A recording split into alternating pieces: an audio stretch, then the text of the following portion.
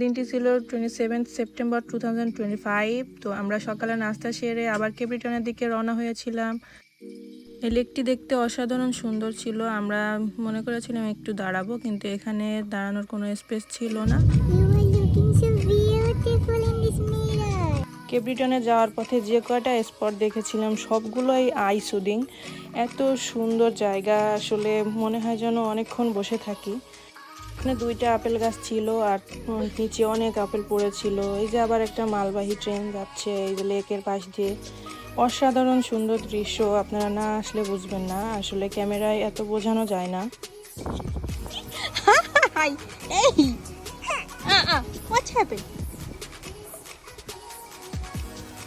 আমি কিছু স্যান্ডউইচ বানিয়ে নিয়ে গিয়েছিলাম আর আপু কিছু চা আর টোস্ট দিয়েছিল আবার। তো আমরা ওখানে বসে রেস্ট নিলাম।